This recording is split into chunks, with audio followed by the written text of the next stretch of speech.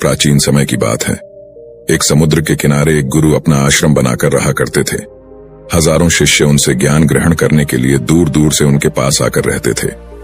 गुरु का ज्ञान देने का तरीका भी बहुत ही अनूठा था। शुरुआत में वो अपने शिष्यों को उपदेशों के माध्यम से ज्ञान देते थे। उसके बाद वो अपने शिष्यों को उस ज्ञान का अनुसरण करने के लिए कहते थे, उस ज्ञान को अपने व्यवहारिक जीवन में उतारने को कहते थे। एक बार उस आश्रम में एक सम्राट अपने बेटे को लेकर पहुंचा। उस सम्राट ने उस गुरु से प्रार्थना की और कहा कि आप मेरे बेटे को अपने आश्रम में रहने दें और अपने तरीके से उसे ज्ञान दें। उसे इस आश्रम में बिल्कुल भी ऐसा नहीं लगना चाहिए कि वो किसी सम्राट का बेटा है। उसे बिल्कुल साधारण शिष्यों की तरह ही ज्ञान देने की कृपा करें। गुरु ने मुस्कुराते हुए कहा कि सम्राट ज्ञान इसी तरीके से लिया जा सकता है। अगर तुम अपने आप को दूसरों से महान समझोगे तो तुम ज्ञान ग्रहण नहीं कर पाओगे। अगर तुम्हें ज्ञान ग्रहण करना है तो तुम्हें दूसरों की तरह अपने आप को साधारण समझना होगा। यही ज्ञान ग्रहण करने की सबसे पहली सीढ़ी होती है। तुम निश्चिंत रहो, आज से तुम्हारे बेटे की जिम्मेदारी मेरे कंधों पर है। यह कहकर गुरु सम्राट के बेटे को अपने साथ लेकर समुद्र के किनारे टहलने के लिए निकल गए। आश्रम के बाकी सभी बच्चे उस सम्राट को देख रहे थे। सम्राट अपने बेटे को अपने रथ पर बिठाकर लाया था, जिससे सभी बच्चे समझ गए थे कि यह बच्चा सम्राट का बेटा है। इसी वजह से आश्रम के सभी बच्चे सम्राट के बेटे की तरफ आकर्षित हो गए थे। जब गुरु सम्राट के बेटे को लेकर समुद्र पर टहल रहे थे तो सम्राट का बेटा अचानक फूट फूट कर रोने लगा, क्योंकि अभी वो सिर्फ 12 वर्ष का था और 12 वर्ष की आयु में उसके पिता उसे अपने से दूर करके चले गए थे। ये सदमा वो बच्चा सहन नहीं कर पा रहा था। वो नहीं समझ पा रहा था कि उसके पिता उसकी भलाई के लिए उसे उस गुरु के पास करके गए हैं। उसे रोते हुए देखकर गुरु ने कहा कि बेटा, मैं तुम्हें चुप नहीं करूंगा। हो सकता है कि आज मैं तुम्हारे आंसू पोंछ दूं, लेकिन कल तुम फिर अपने आप को अकेला पाओगे। याद रखना, जीवन में इंसान अकेला आता है और अकेला ही जाता है। जितनी जल्दी जो इंसान इस बात को समझ लेता है, वो उतनी जल्दी आत्मज्ञान के रास्ते पर निकल जाता है। गुरु ने अपनी बात आगे बढ़ाते हुए कहा कि जो इंसान अकेला रहना सीख लेता है, वही खुद से प्यार कर पाता है, और जो खुद से प्यार करना जानता है, वो किसी के भी जाने का अफसोस नहीं करता, क्योंकि वो खुद से ही प्यार करता है। धीरे धीरे तुम आश्रम के माहौल में ढल जाओगे। शुरुआत में तुम्हें समस्या आ सकती है, लेकिन कुछ दिनों के बाद तुम इसे आत्मसात कर लोगे। उसके बाद तुम्हें यही जगह बहुत अच्छी लगने लगेंगी।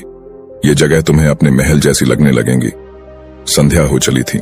समुद्र के दूसरे छोर पर सूरज छिपने लगा था और अपनी लालिमा पूरे आसमान में बिखेर रहा था। बहुत ही सुंदर दृश्य था और गुरु शिष्य को अपने साथ लेकर आश्रम में वापस लौट आए। उस शिष्य को भी सांत्वना मिली, क्योंकि गुरु की आंखों में एक अभूतपूर्व शांति झलक रही थी।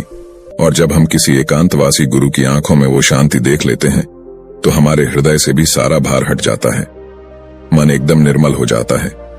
जब सम्राट का बेटा रात्रि का भोजन करने के लिए भोजन कक्ष में पहुंचा तो आसपास के सभी शिष्य उसके पास आने लगे। उन सभी को पता था कि यह सम्राट का बेटा है और अगर हम इससे दोस्ती कर लेते हैं तो उससे हमारा बहुत फायदा होने वाला है। यही सोचकर आश्रम के ज्यादातर शिष्यों ने उसे घेर लिया था। बस कुछ बच्चे जो अकेले रहने का महत्व समझते थे, जो दिखावे में विश्वास नहीं करते थे, वो उस सम्राट के बेटे के पास जाने की बजाय अपना पूरा ध्यान खाने पर लगा रहे थे और एकांत में बैठकर अपना भोजन कर रहे थे। कुछ दिनों के बाद सम्राट के बेटे की आश्रम के ज्यादातर बच्चों के साथ दोस्ती हो गई। अब वो आश्रम में उन बच्चों के साथ घूमता, उन्हीं के साथ अपना ज्यादातर समय बिताता। आखिरकार वह सम्राट का बेटा था, सुख सुविधाओं में पला हुआ था। आसपास बहुत से दास और दासियां होते थे। आसपास अपने मित्रों से घिरे होना, वही दिनचर्या उसने इस आश्रम में भी अपना ली थी। ऐसा नहीं था कि गुरु को यह सब पता नहीं था, पर गुरु उसे अलग तरीके से ध्यान देना चाहते थे। बच्चों को ज्ञान आप उपदेश देकर नहीं दे सकते, उन्हें साक्षात्कार कराना होता है। उसके बाद उन्हें वो बात समझ आती है जो आप समझाना चाहते हैं। गुरु को ये बात पता थी कि अगर मैं इसे बोलकर बताऊंगा तो ये कभी समझ नहीं पाएगा। मुझे ऐसे दिखाना होगा, इसे एहसास कराना होगा कि अकेले रहकर तुम अपनी शक्तियों को जान पाओगे। ये सीख देने के लिए गुरु एक दिन उस शिष्य को अपने साथ एक ऊंची चोटी पर ले गए। चोटी पर पहुंचकर गुरु ने उसे शिष्य से कहा कि अब तुम्हारा ज्ञान पूरा हो चुका है, बस एक आखिरी रात तुम्हें यहाँ पर बितानी होगी। उसके बाद अगले दिन शाम को मैं तुम्हारे राजमहल में तुमको पहुंचा दूंगा।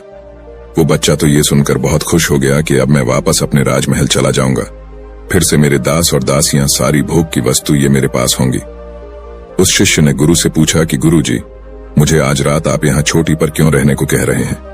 आखिर मुझे कौन सा आखिरी ज्ञान यहाँ से मिलेगा? गुरु ने मुस्कुराते हुए कहा कि यहाँ पर चट्टान के पीछे तुम्हें छिपकर बैठना होगा। यहाँ पर रोज रात को एक बाज आता है। बाज को देखना है, बहुत गौर से देखना है, हर गतिविधि देखनी है, और उस बाज को देखने के बाद अगले दिन अगर तुम उस बाज की खूबियां मुझे बता पाए तो मैं तुम्हें तुम्हारे राजमहल वापस भिजवा दूंगा। और हाँ, सुबह आने से पहले एक बात पर और ध्यान देना है। एक चरवाहा यहाँ पर अपनी बकरियों को चराने के लिए आता है। तुम्हें उन बकरियों की गतिविधियां भी देखनी है।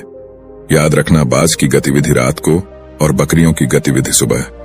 अगर तुम दोनों की गतिविधि ध्यान से देखकर मुझे बता पाए तो तुम इस आश्रम से हमेशा के लिए आजाद हो जाओगे। तुम्हारा ज्ञान पूरा हो जाएगा। मैं तुम्हारे पिता को कह दूंगा कि यह बच्चा हमारे आश्रम का सबसे ज्ञानी बच्चा है। यह कहकर गुरु अपने आश्रम में वापस लौट आए और वो बच्चा वहीं पर उस चट्टान के पीछे रुका हुआ उस बाज का इंतजार करने लगा। काफी वक्त बीत जाने के बाद वहां पर एक बाज अपने बच्चों के साथ पहुंचा। सम्राट के बेटे ने पूरी रात उस बाज की गतिविधि बहुत ध्यानपूर्वक देखी और सुबह होने के बाद जब चरवाहा वहां पर अपनी बकरियों को लेकर पहुंचा तो उसने एक अभूतपूर्व दृश्य देखा।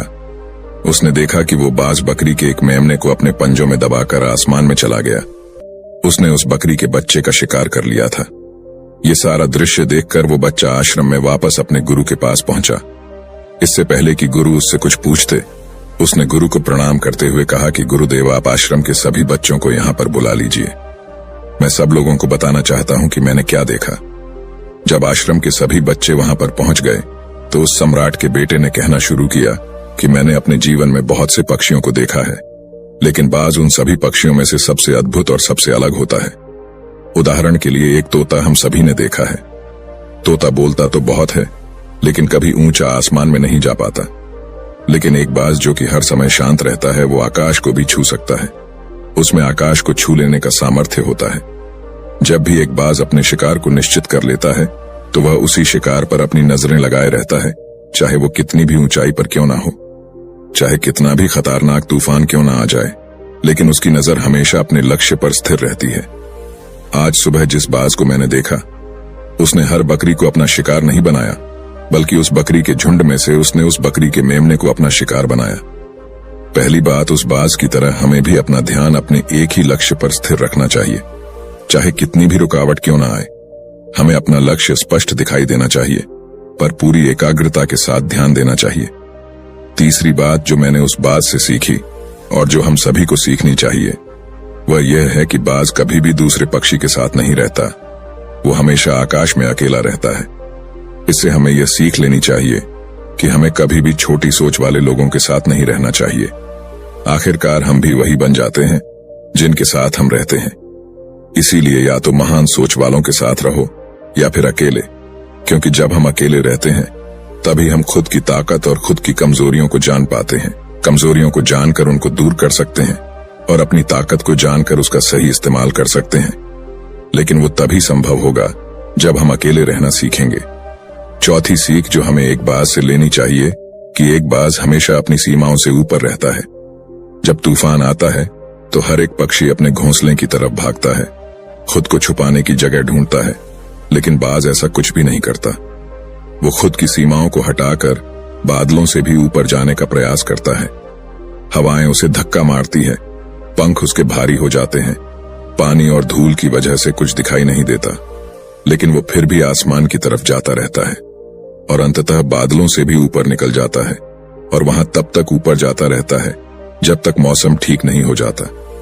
अपनी सीमाओं को सिर्फ इसलिए हटा पाता है क्योंकि वो समस्या के आने पर उससे घबराता नहीं है, उसे डर कर बचने का प्रयास नहीं करता, बल्कि एक सकारात्मक नजरिए के साथ उसका सामना करता है।